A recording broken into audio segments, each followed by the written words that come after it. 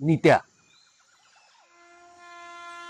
भरधाव वेगाने चालणाऱ्या मुंबईच्या भाऊगर्दीतून बऱ्याच दिवसांनी कसाबसा वाटकडीत मी एका ठिकाणी जात होतो. त्यात आधीमध्ये रेल्वे फलाटावरून वाजणारी ए मेरे वतन के लोगो किंवा मेरे देश की धरती सारखी ठिकाणी आज स्वातंत्र्य दिवस असल्याचं ठासून सांगत होते. होर्डिंगवरल्या जाहिरातींनी पण तिरंगी रंगाचा साथ चढवला होता. चालताना अचानक कोणीतरी पाठीवर थाप मारली. मी दचकून मागे वळून पाहिलं तर नित्या, नितीन या नावाचा अपभ्रंश. अचानक नित्याला पाहून मी काहीसा बावचळून गेलो. कारणही तसंच होतं. तो काहीसा थकलेला, भागलेला, हताश, निराश दिसला. थोड्या वेळाने हे त्याच्या बोलण्यातूनही जाणवत होतं.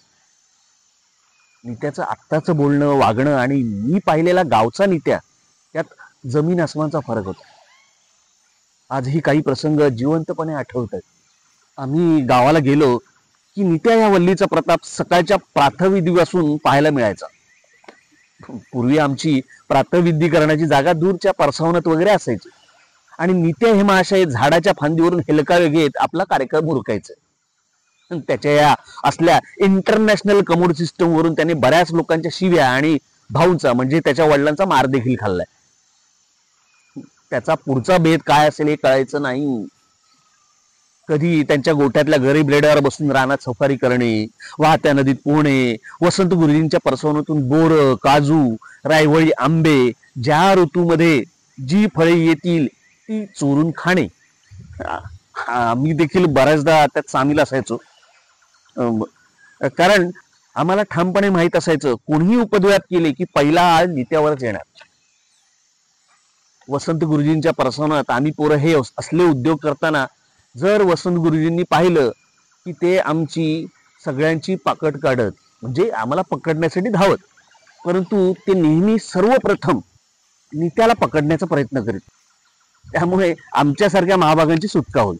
कारण वसंत गुरुजी आणि नित्या हे विल्यम हॅना आणि जोसेफ बार्बरा यांच्या टॉम अँड जेरी ह्या अॅनिमेशन पटासारखं ठरलेलं असायचं. त्याही पलीकडचा कहर म्हणजे नित्याचा नेम. आमच्यासाठी त्याने धरलेला नेम म्हणजे काळ्या दगडावरची रेघ. नित्याच्या हातून सुटलेला दगड त्याने स्वतः नाही म्हटलं तरी समोरच्याचा वेध घ्यायचा. त्याच्या ह्या खुबीचे त्याला नाही परंतु आम्हाला नक्कीच फायदे झाले आणि त्याला मात्र बऱ्याचदा तोटे. आंब्याच्या सीझन मध्ये दगड मारून आंबे पाडण्याचं काम नित्याकडे ठरलेलंच आणि आम्ही फक्त जमवणारे. एके दिवशी त्याच्या नेमबाजीने कहरच केला. त्याने पिकलेल्या आंब्याला नेम धरून दगड मारला तसा आंबा एका क्षणात खाली आला आणि नित्या पडलेल्या आंब्याच्या दिशेने धावला. नित्याने आंबा उचलला आणि क्षणात त्याला प्रश्न पडला. तो म्हणाला, राहुल, आंबा खाली पडला पण दगड खाली नाही आला. असं म्हणून नित्याने वरती पाहिले तर क्षणात त्याने मारलेला दगड काही काळ झाडाच्या फांदीवर सीसॉ करत होता. तो येऊन त्याच्या कपाळावर आदळला. हा झाला मस्करीचा भाग. पण नित्याकडे असणाऱ्या ह्या कौशल्याचं मला फार कौतुक वाटायचं.